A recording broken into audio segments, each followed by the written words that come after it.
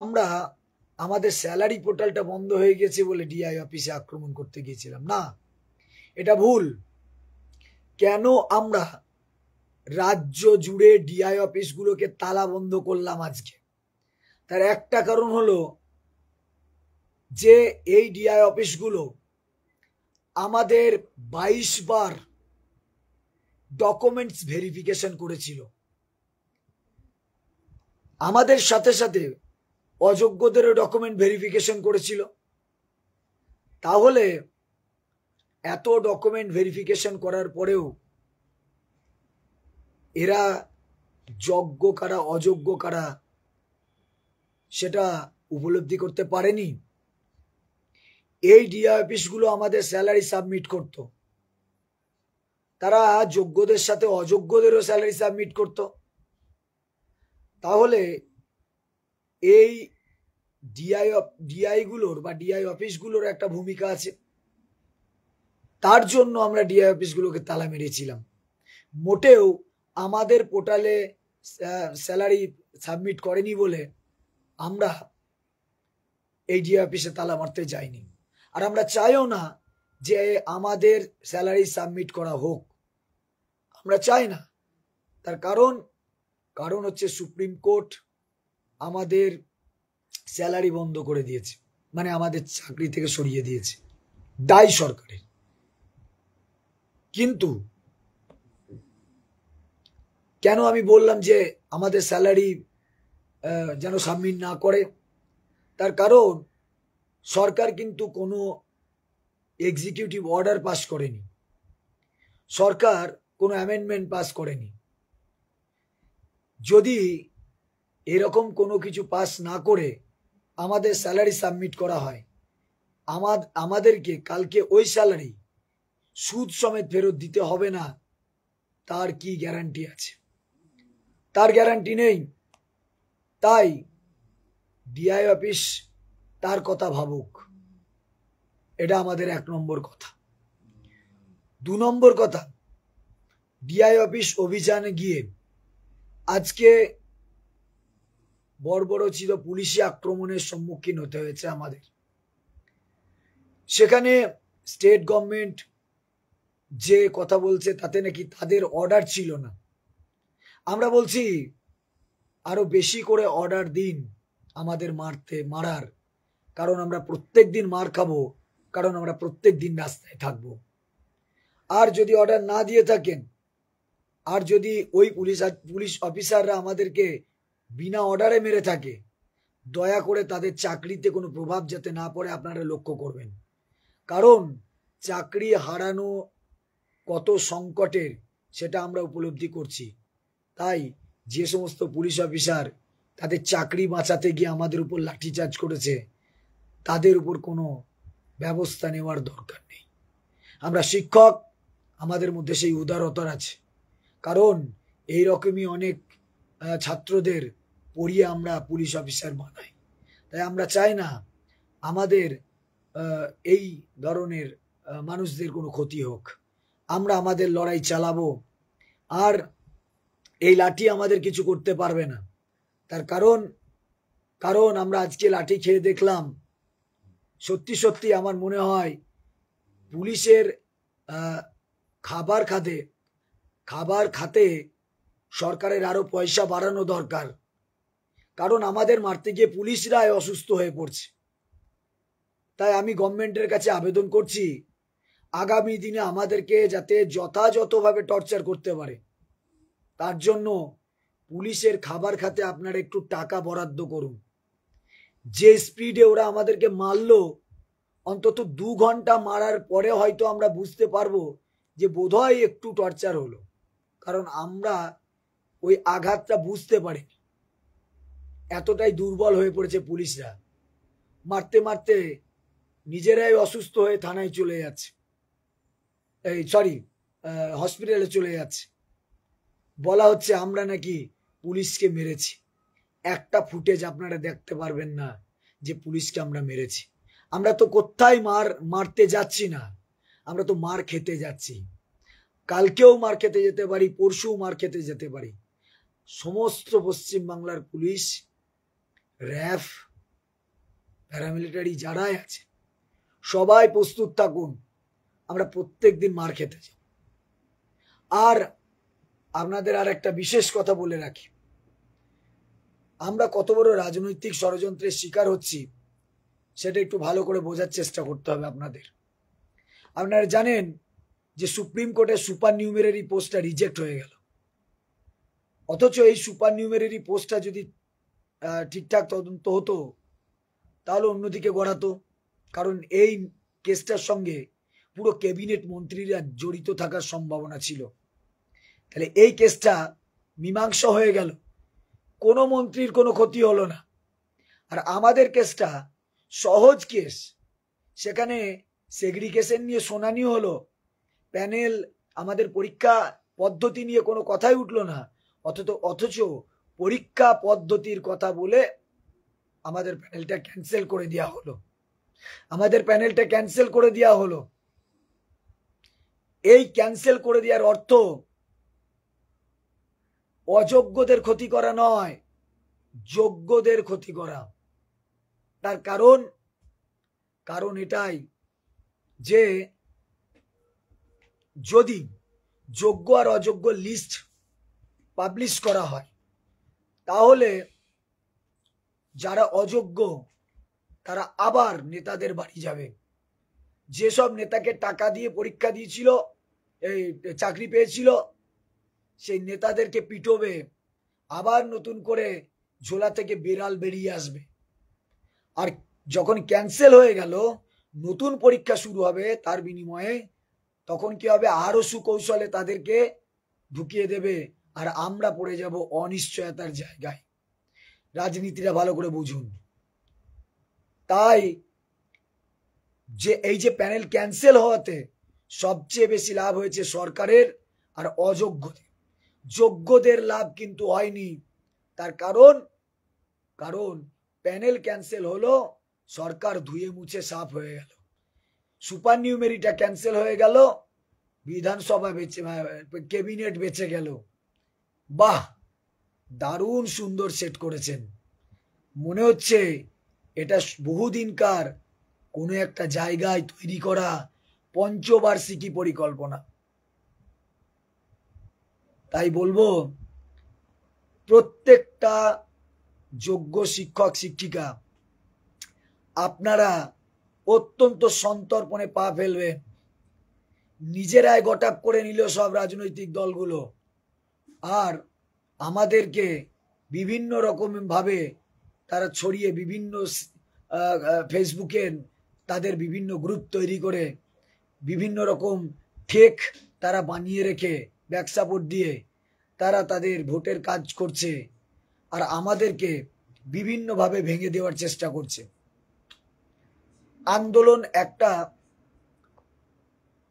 কৌশল, আন্দোলন একটা স্ট্র্যাটেজি, সময় স্থান সবকিছু তাতে গুরুত্বপূর্ণ।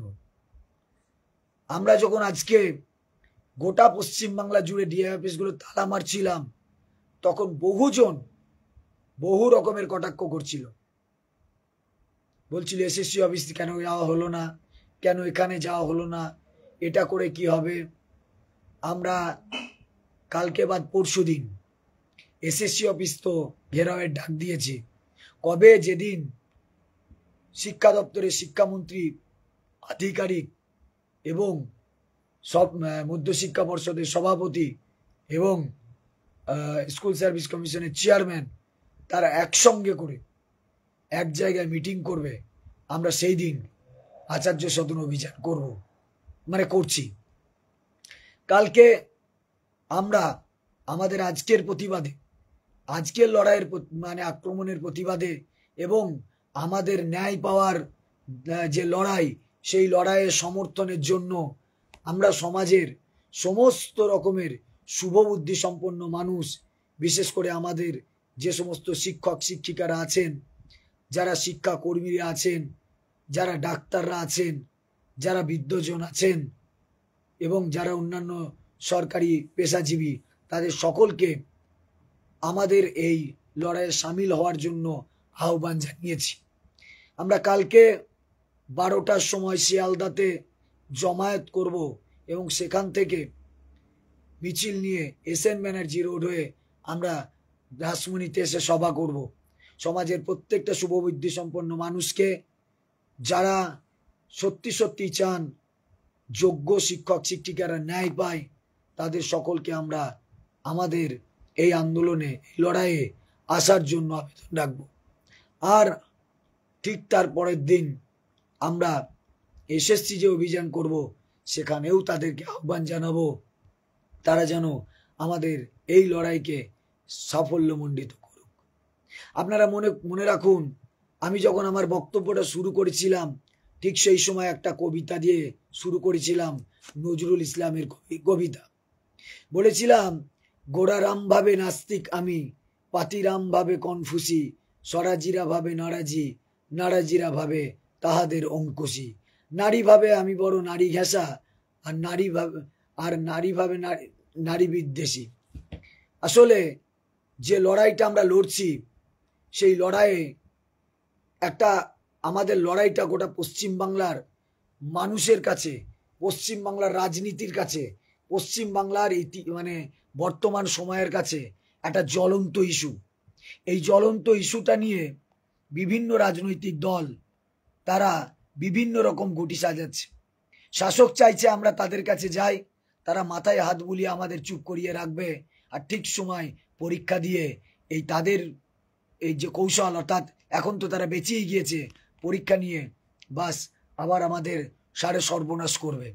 তাই আমাদের মাথায় হাত বুলিয়ে তারা আমাদেরকে থামিয়ে দিতে চাইছিল। নেতাজি ইন্ডোর স্টেডিয়াম আমরা গিয়েছিলাম, হ্যাঁ গিয়েছিলাম, মুখ্যমন্ত্রীর কাছে গিয়ে আমরা পিরিত জমাতে যাইনি, আমরা গিয়েছিলাম আমাদের দাবি জানাতে। আমরা ওখানে যে যে বক্তব্যগুলো দিয়েছিলাম, যে কথাগুলো আমি বলেছিলাম, প্রত্যেকটা ছিল আমার দাবি। আমি আগে বলতে উঠেছিলাম, সেগুলো আমি আমার দাবিকে উত্থাপন করেছিলাম। মুখ্যমন্ত্রী যখন উঠলেন, তখন আমার দাবি যেগুলো আমি করেছিলাম সেগুলো টোটালি গুরুত্বহীন হয়ে গেল। কিন্তু যদি মুখ্যমন্ত্রী আগে বলতেন আর আমি তারপরে বলতাম, তাহলে নিশ্চয়ই আমার বক্তব্য আলাদা হতো। সেই নিয়ে আমি দেখলাম, সরাসরি বলছি, সিপিএম এর বিভিন্ন পেজে আমাকে চটি চাটা, তৃণমূলের দালাল, এই সমস্ত কথা বলা হলো। অথচ আমরা দেখলাম সেই দালালদেরকেই আজকে ভয়ঙ্কর রকমের মার হলো, পুলিশের লাঠি চার্জ এবং লাঠি খেতে হলো। কারণ তারা একরকম ভাবে চাইছে আমাদেরকে অ্যাড্রেস করতে, তারা চাইছে আমাদেরকে অ্যাড্রেস করে তাদের লাভ হোক। আর আমরা চাইছি তারা কি চাইছে, তাদের সাইকোলজিগুলোকে বোঝার চেষ্টা করতে হবে। লড়াই মানে বহুদিকে তাকিয়ে লড়াই। আমরা আমাদের মতো যে লড়াই চাইছি, সে লড়াই তাদের ভাবনার অতীত। তারা যে চরমপন্থার কথা ভাবছে, আমরা তার থেকেও চরমপন্থার কথা ভাবছি। রাজনৈতিক দলগুলো যেমন আমাদেরকে ইস্যু করে নির্বাচন লড়তে চাইছে, আমরাও তাদেরকে ইস্যু করে তাদের উপর চ্যালেঞ্জ দিয়েই আমরা আমাদের চাকরি বাঁচাতে চাইছি। দেখি কোনটা বেশি গুরুত্বপূর্ণ। আমরা আপনাদের বিধানসভা আপনারা যে লড়বেন, আমাদেরকে ফেলে রেখে লড়তে পারবেন তো? আপনারা তাহলে যতটা ফ্লেক্সিবল হওয়া যায় আমাদের ন্যায়ের প্রশ্নে, আপনারা ন্যায়ের প্রশ্নে ফ্লেক্সিবল হন। কারণ এতগুলো যোগ্য শিক্ষক শিক্ষিকা আছে, আপনারা রাজনীতি করুন না, বিধানসভা লড়ুন, পথে প্রান্তরে নামুন, আমাদের সম্পর্কে ক্যাম্পেনিং করুন, আপনারা চিঠি লিখুন। ভালো কোনো রাস্তা থাকলে আপনারা যদি মনে করেন, তাহলে আপনারা যৌথভাবে সর্বদলীয়ভাবে বসুন এবং বসে আপনারা আমাদের যে রাস্তা, আমাদের ন্যায় পাইয়ে দেওয়ার যে রাস্তা, সেই রাস্তাটা আপনারা বের করুন। কিন্তু দয়া করে এই কখনো আমাকে শাসক পক্ষের দালাল, আবার শাসক পক্ষের পক্ষ থেকে আসছে আমরা বিরোধীদের উস্কানিতে কাজ করছি, দয়া করে আপনারা এই কাদা ছোড়াছুরির রাজনীতিটা বন্ধ করুন। আর আমার যে সহযোদ্ধারা আছে তাদেরকে বলছি যে আপনারাও ওই পিং পং বলের মতো বিভিন্ন জনের কথা শুনে লাফিয়েন না, শুধু পরিকল্পনাগুলোকে একটু নজর দিন, জানবেন আমরা প্রত্যেকটা জিনিস এমন একটা পর্যায়ে নিয়ে যাব, আজকে যেমন হয়েছে কালকে আর এক রকম, পরশুদিন আর এক রকম, এবং আপনি আর 2 দিন পরে দেখতে পাবেন যে আমরা কোন পর্যায়ে আন্দোলনটাকে নিয়ে যাচ্ছি। কথা দিলাম গোটা ভারতবর্ষের কাছে আমাদের এই ন্যায় বিচার আমরা চাইবো। কিভাবে চাইবো? শুধু আপনারা শুধু ভেরিফাইড গ্রুপগুলোর দিকে নজর রাখবেন, কারণ সব আন্দোলনের প্রচার আমরা এই ফেসবুকের মধ্যে দিয়ে করব না। কোনো আন্দোলন সিক্রেটলি, কোনো আন্দোলন আমরা ভেরিফাইড গ্রুপগুলোতেও বলবো। আপনারা শুধু অংশগ্রহণটা ঠিকঠাক করবেন। দেখুন না, আমাদের দাবি গোটা ভারতবর্ষের মানুষের কাছে, সত্যিই যে আমার উপর অন্যায় হয়েছে, সত্যিই যে সুপ্রিম কোর্টের রায়ের পুনর্বিবেচনার প্রয়োজন, সেটা জনমত বলুক, সুপ্রিম কোর্টের কাছেও আওয়াজ তুলুক যে হ্যাঁ এদের রিভিউর প্রয়োজন। যারা দোষী তাদেরকে শাস্তি দিন, যারা টাকা নিল তাদেরকে শাস্তি দিন। দেখুন, আমি বলছি এক শ্রেণীর মানুষ অবৈধভাবে চাকরি নিয়েছে, আর তাদেরকে চাকরি দিয়েছে কারা? তারা চাকরি দিয়েছে যাদেরকে আমরা পার্লামেন্টে পাঠাই, তারা চাকরি দিয়েছে যাদেরকে আমরা বিধানসভায় পাঠাই। কেন না? তারা আইন তৈরি করবে বলে, দুর্নীতির বিরুদ্ধে আইন তৈরি করবে, ঘুষ নেওয়ার বিরুদ্ধে আইন তৈরি করবে। আর তারাই যদি ঘুষ খায়, তাহলে সাধারণ যে মানুষগুলো চোর চাপটা মানে অসৎ মানসিকতার, তারা তো সেগুলোকে বিক্রি করতে চাইবেই, তারা তো কিনতে চাইবেই।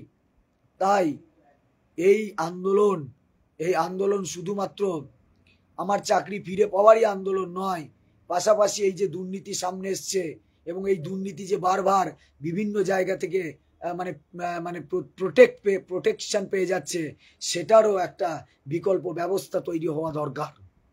তাই বলবো, আমরা যে লড়াই লড়ছি এর পরিণতি কি?